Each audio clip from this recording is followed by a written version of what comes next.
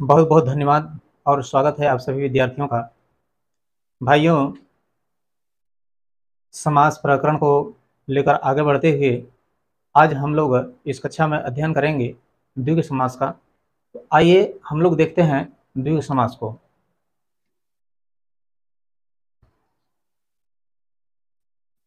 द्विगु समास। द्विगु समास का लक्षण है संख्या, अवधान, संज्ञा बराबर समूह।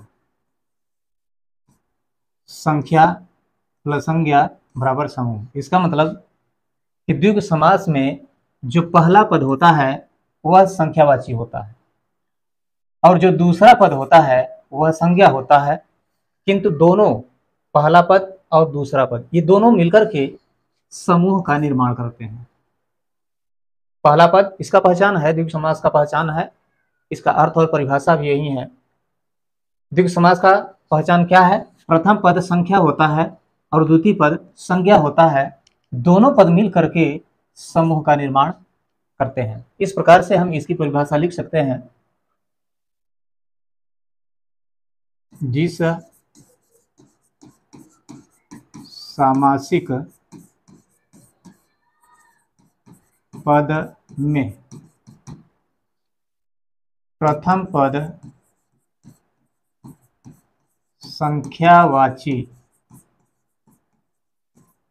संख्यावाची हो तथा दूसरा पद संज्ञा हो,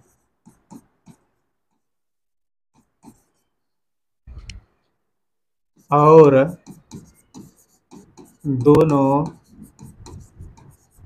पद मिलकर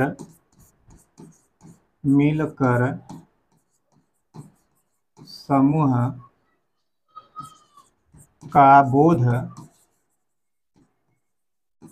कराते हों तो वहाँ द्विगु समास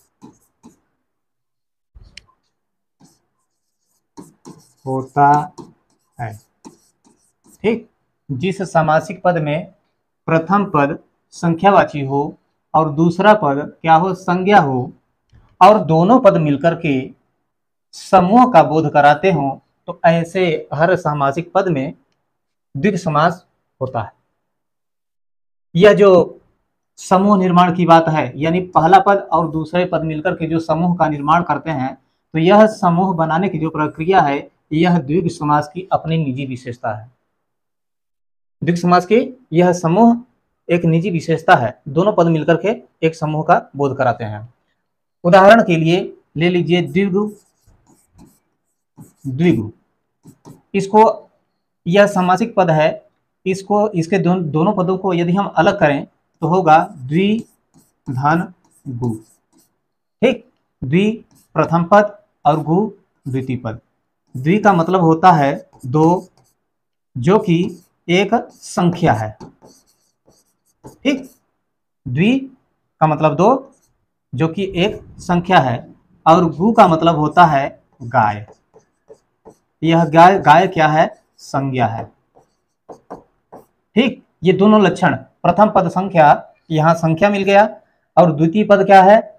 संज्ञा, यह संज्ञा मिल गया। ठीक, लेकिन दोनों पद मिल करके क्या बनाएंगे? समूह बनाएंगे। यदि हम उसकी बात छोड़ दें, केवल इन दोनों को हम देखें, संख्या और संज्ञा को, तो इसका जो समास विग्रह होगा क्या होगा? दो गायें। केवल इसको हम देखें और इसको देखें, तो इस आधार पर द्विगु का अर्थ क्या होगा या उसका समास विग्रह क्या होगा? दो गायें। लेकिन आप लोग जानते हैं भली भांति कि प्रथम पद और द्वितीय पद मिलकर के समूह का निर्माण करते हैं। दूसरी बात, यदि संख्या एक से अधिक हो गई, दो हो गई, तीन हो गई, चार हो गई, पांच हो गई, मतलब एक से ऊपर कोई भी संख्या हो गई, तो वहां हमेशा समूह का निर्माण हो जाता है। तो यहाँ पर गु का मतलब गाय और यहाँ संख्या कितना दिया गया है 2, तो ऑटोमेटिक यहाँ पर समूह का निर्माण हो जाता है।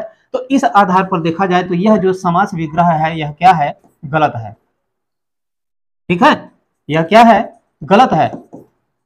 तब इसका समास विग्रह क्या होगा, इसका उचित समास विग्रह होगा 2 गायों का समूह, 2 गायों का समूह। अब सही है। द्वि का मतलब 2, प्रथम पद जो कि संख्या है, गु का मतलब गाय, यह एक संज्ञा है। ठीक, और दोनों पद मिल करके यहाँ समूह का निर्माण कर रहे हैं, अर्थात कहा जा सकता है कि इसमें द्विग समास है। ठीक, एक बात को हमेशा सभी लोग ध्यान में रखेंगे कि बहुव्रीहि समास, बहुव्रीहि समास में भी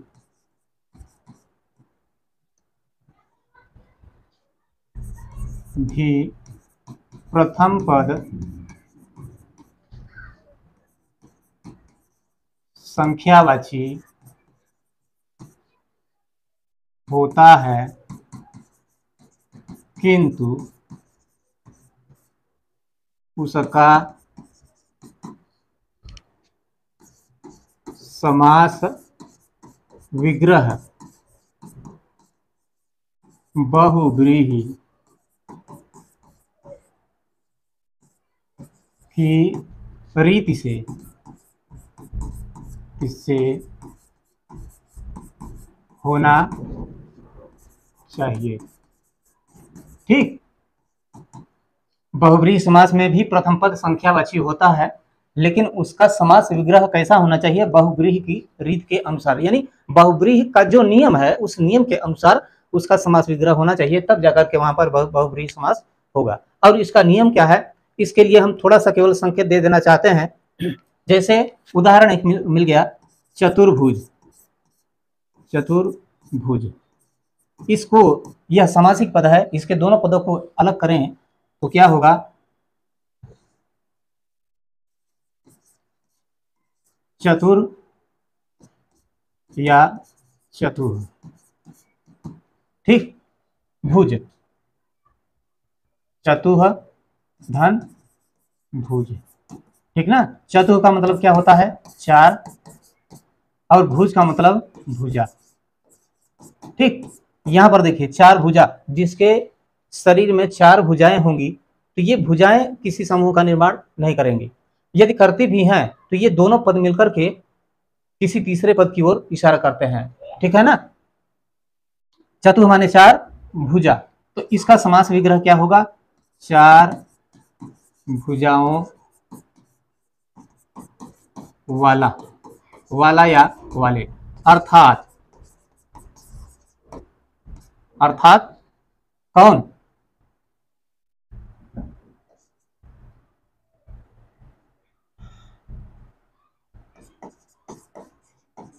विष्णु, 4 भुजाओं वाले अर्थात विष्णु। इस यहाँ पर हमको देखने के लिए मिला कि यह जो प्रथम पद है और जो द्वितीय पद है, जब इसका समास विग्रह हुआ तो न तो पहले पद का महत्व रहा, न तो दूसरे पद का महत्व रहा, बल्कि एक तीसरा पद आ गया। ठीक, यह तीसरा पद, तीसरा पद, तो जहां तीसरे पद की बात आती है वहां पर बहुव्रीहि समास होता है। ठीक है, और द्विग समास में क्या होता है, इसमें भी प्रथम पद संख्यावाची होता है, बहुव्रीहि में भी और द्विग समास में भी। लेकिन द्विग समास में क्या होता है, पहले और दूसरे पद मिल करके क्या बनाते हैं, समूह, समूह का निर्माण करते हैं। तो जहां समूह की बात आती है, समूह का निर्माण होता हुआ दिखाई देता है, वहां पर हमेशा द्विग समास होता है। ठीक है, और जहां पर दोनों पद मिल करके किसी तीसरे पद की ओर संकेत करते हैं, किसी तीसरे व्यक्ति की ओर संकेत करते हैं, तो किसी तीसरे वस्तु की ओर संकेत करते हैं, वहां पर हमेशा क्या होता है, बहुव्रीहि समास। ठीक ना, ये बहुव्रीहि समास। ठीक, अब उदाहरण, उदाहरण,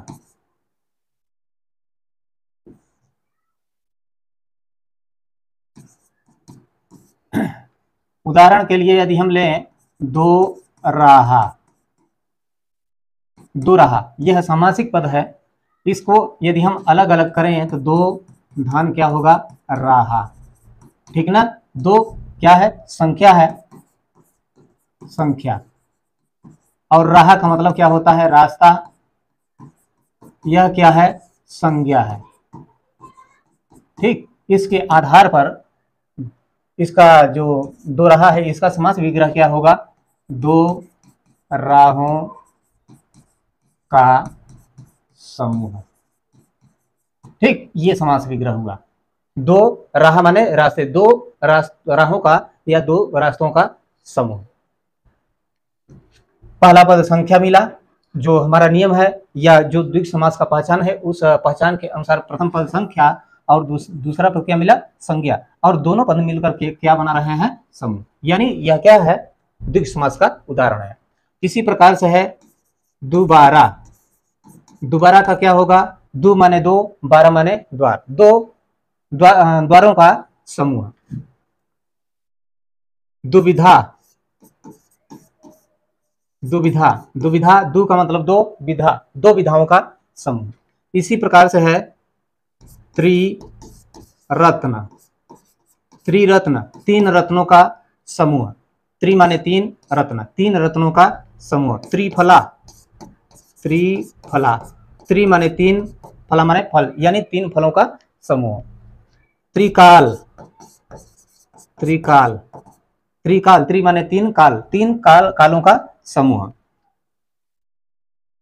त्रिभुज, त्रिभुज का क्या होगा, त्रि माने तीन, भुज माने भुजाएं, तीन भुजाओं का समूह। त्रिरत्न, त्रिरत्न, इसका क्या होगा, त्रि माने तीन, रत्न, यानी तीन रत्नों का समूह। त्रिशूल, त्रिशूल, त्रि माने तीन, शूल का मतलब कांटा, तीन कांटों का समूह। ठीक, उसी प्रकार से है चतुष्फल। चतुष्फल, चतुः धन फल, चतुः माने चार, फल चार फलों का समूह। ठीक,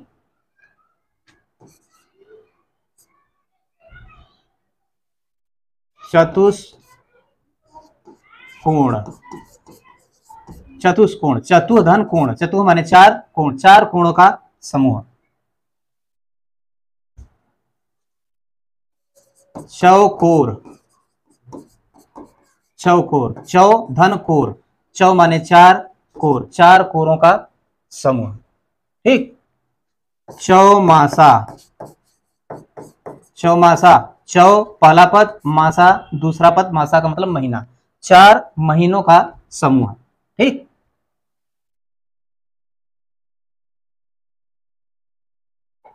चौपाई, चौ माने चार, पाई माने पैर, चार पायों का समूह। पाई का मतलब पाया, चौ माने चार, पाई, पाई का मतलब पाया, चार पायों का समूह। ठीक, उसी प्रकार से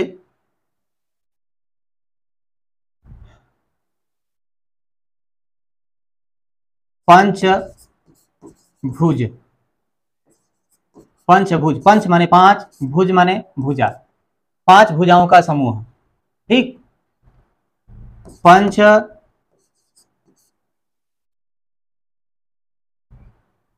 वटी, पंच माने पांच, वट, वट का मतलब बरगद, यानी पांच वट वृक्षों का समूह। ठीक, पंच पात्र, पंच माने पांच, पात्र, पात्र का मतलब बर्तन होता है, पंच माने पांच, पांच बर्तनों का समूह या पांच पात्रों का समूह। पंच तत्व, पंच तत्व, पंच माने पांच, तत्व यानी पांच तत्वों का समूह। ठीक, उसी प्रकार से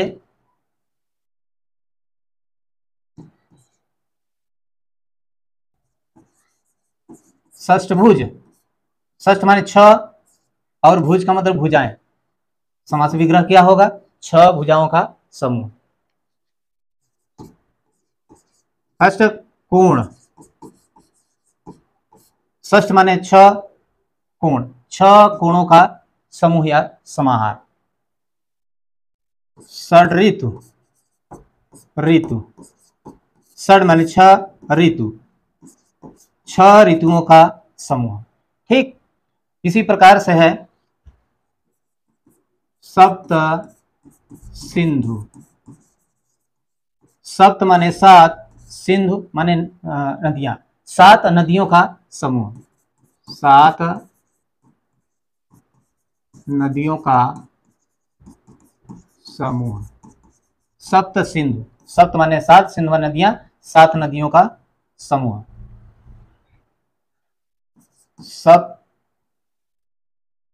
सतरंग, सत माने सात, रंग, सात रंगों का समूह। सत माने सात, रंग, सात रंगों का समूह। सप्ताह, सप्ताह, सप्ताह का क्या होगा? सप्त माने सात, अहन माने दिन होता है, सप्त माने सात, अहन माने दिन, यानी सात दिनों का समूह।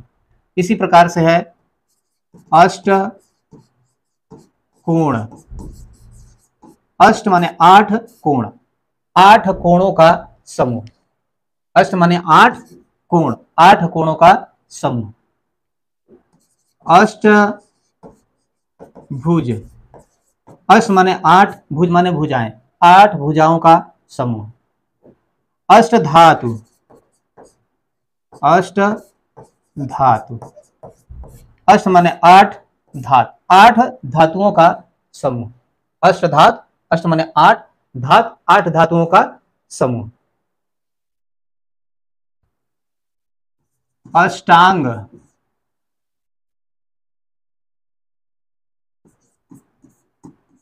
अष्टांग, अष्ट माने आठ, अंग, आठ अंगों का समूह।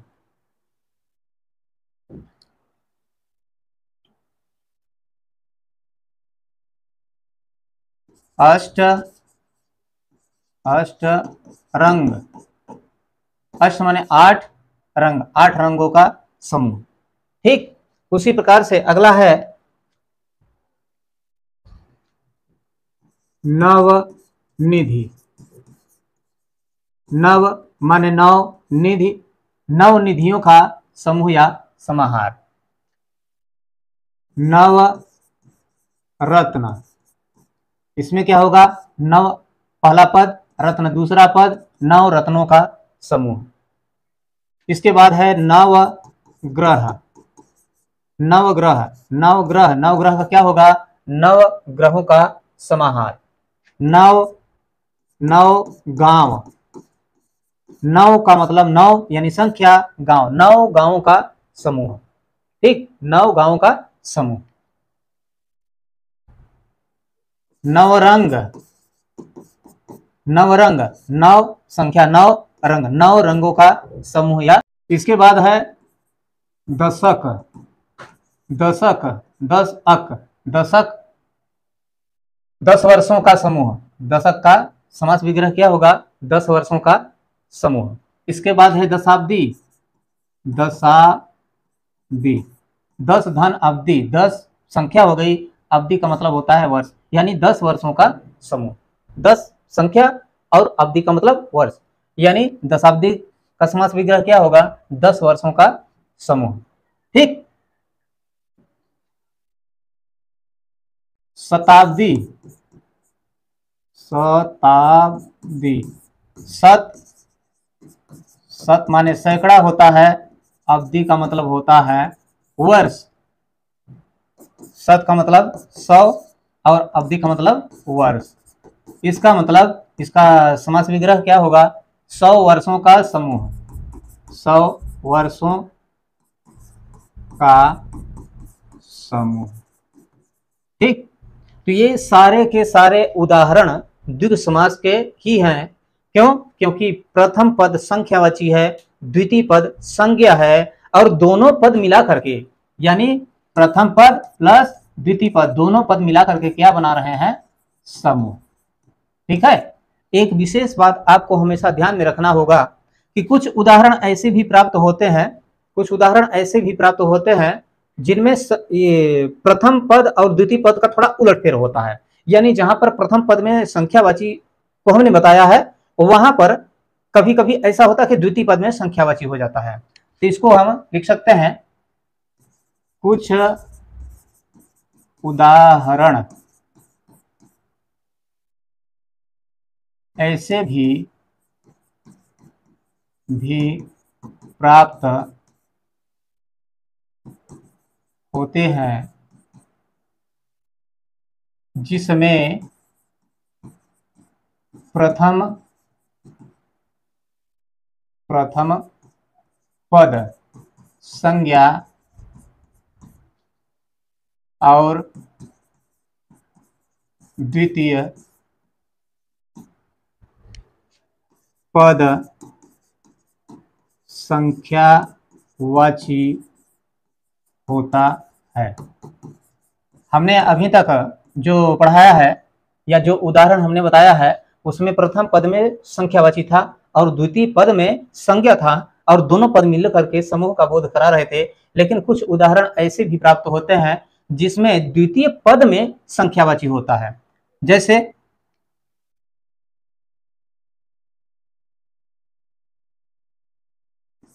संपादक द्वय। देखिए यहां पर संपादक धन द्वय लिखा है, ठीक है ना। संपादक प्रथम पद हो गया और द्वय का दूसरा पद हो गया। द्वय का मतलब क्या होता है? दो, संख्या दो, और यह क्या है? यह संज्ञा ही ये है, ठीक। इसका समास विग्रह क्या होगा? दो संपादकों का समूह, दो संपादकों का समूह, ठीक। इसके बाद क्या है? भुवन त्रय। भुवन त्रय, इसमें भी देखिए भुवन आपका प्रथम पद है और त्रय द्वितीय पद है। भुवन प्रथम पद, ये प्रथम पद में है और यह त्रय क्या है? द्वितीय पद में है। त्रय का मतलब तीन है। इसका क्या होगा? समास विग्रह तीन भुवनों का समाहार, ठीक। तीन भुवनों का समाहार, ठीक। इसके बाद एक और उदाहरण देख लीजिए।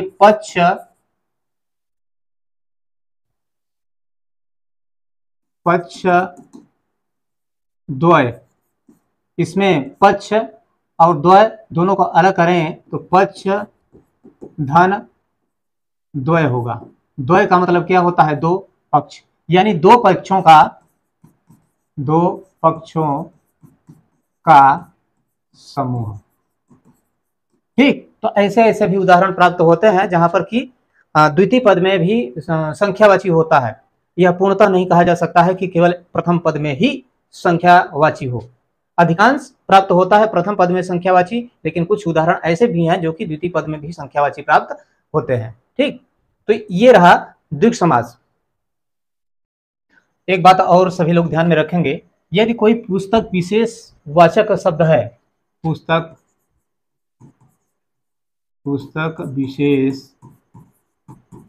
विशेष वाचक समस्त पद में संख्या और संज्ञा का मेल होने पर भी वहाँ द्विगु न होकर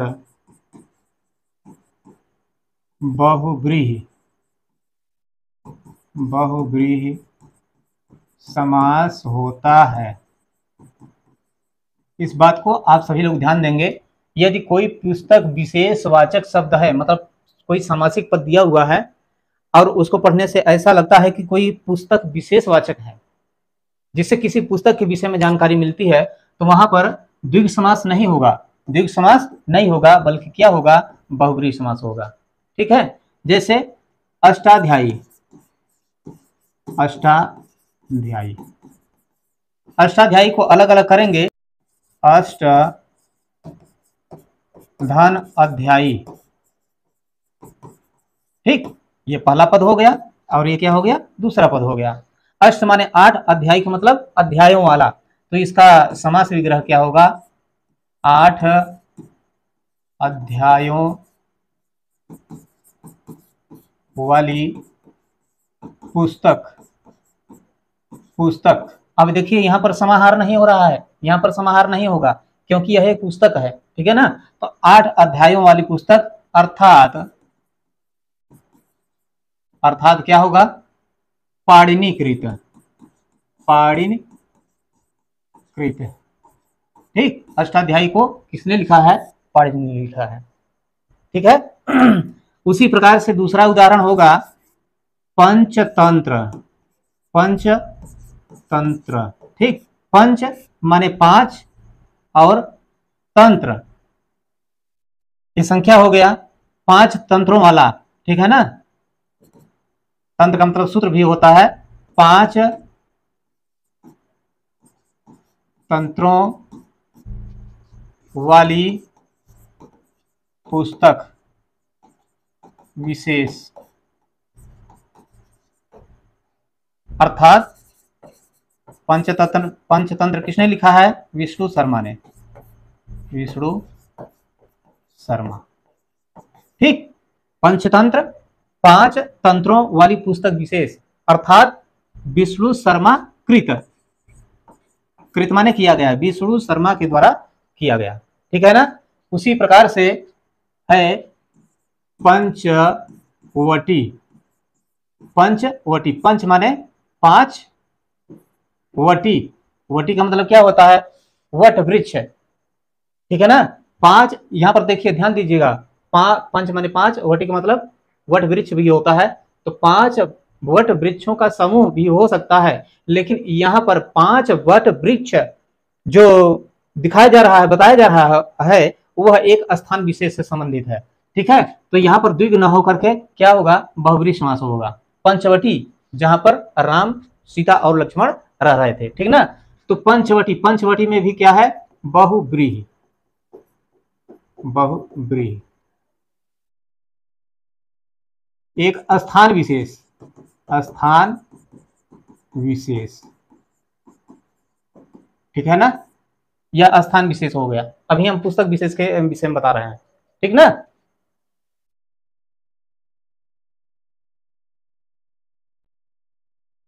उसी प्रकार से है सतसई, सतसई, सत माने सैकड़ा होता है, और सही का मतलब दोहा, 100 और सही का मतलब दोहा, ठीक है ना। अर्थात 100 सत, सत लिखा है, इसको ध्यान दीजिए, सत का मतलब होता है 700, ठीक, सत का मतलब होता है 700, सही का मतलब दोहा, अर्थात 700 दोहे वाली पुस्तक विशेष अर्थात विहारीकृत, विहारीकृत, ठीक है। सतसई, सत का मतलब 700, सही का मतलब दोहे, 700 दोहों वाली पुस्तक विशेष अर्थात विहारीकृत, अर्थात यहां भी क्या है, बहुव्रीहि। हमने पहले ही बता दिया है कि जहां प्रथम पद और द्वितीय पद दोनों मिलकर के किसी तीसरे पद की ओर इशारा करते हैं, वहां पर हमेशा बहुव्रीहि समास होता है। तो यहाँ पर प्रथम पद ये, द्वितीय पद ये, चाहे इसमें देख लीजिए, चाहे ये उदाहरण हमने बताया है इसको देख लीजिए, प्रथम पद और द्वितीय पद मिलकर के किसी तीसरे पद की ओर इशारा कर रहा है। इसमें तीसरा पद क्या मिला है, ये मिला है, इसमें क्या मिला है, ये मिला है, और इसमें क्या मिला है, एक स्थान विशेष, और यहाँ पर क्या है, बिहारी, ये, ठीक। तो ये पुस्तक विशेष से संबंधित समासिक पद में यदि कोई पद मिलता है तो वहां पर हमेशा द्विग के स्थान पर बहुव्रीहि समास होता है। दूसरी बात, स्थान विशेष, ध्यान रखें,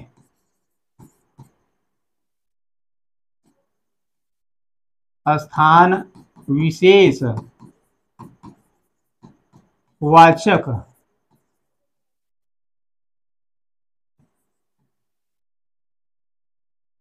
सामासिक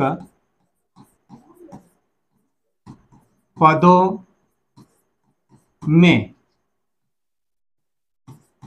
स्थान विशेष वाचक सामासिक पदों में संख्या प्लस संज्ञा होने पर भी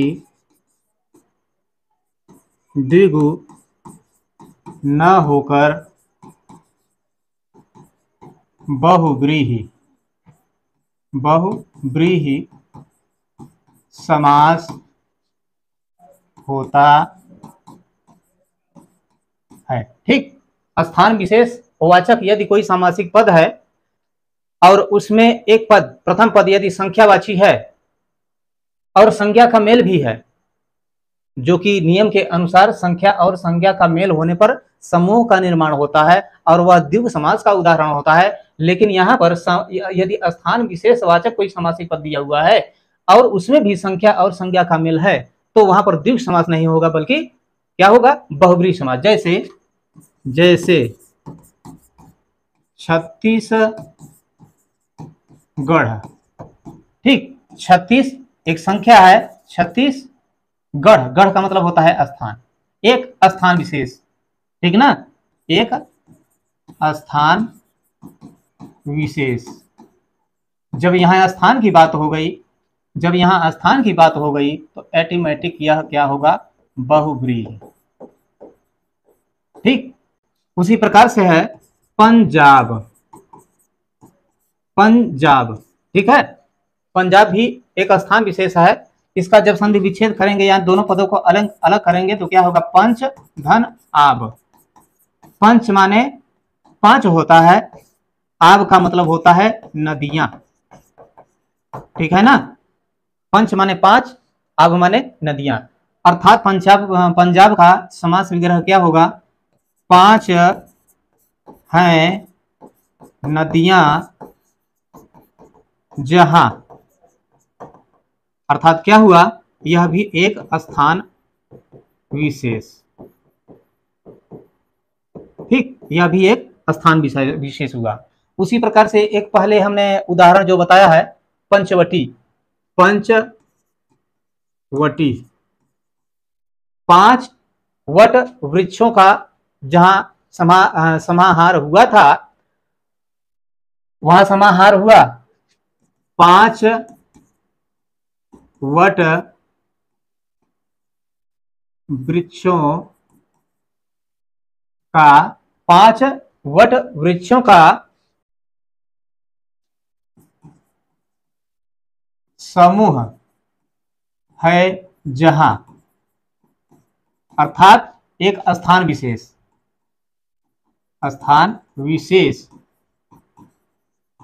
एक स्थान विशेष, यह स्थान कहाँ है, यह स्थान एमपी मध्य प्रदेश में है। पंचवटी 5 वट वृक्षों का समूह है जहां वह एक स्थान विशेष है और वह इस समय कहाँ है, मध्य प्रदेश में है। ठीक, इसके बाद एक बात और, यदि पौराणिक पात्र हैं, पौराणिक पात्रवाचक समस्त पद में भी संख्या प्लस संज्ञा है होने पर भी वहां द्विगु न होकर बहुव्रीहि होगा।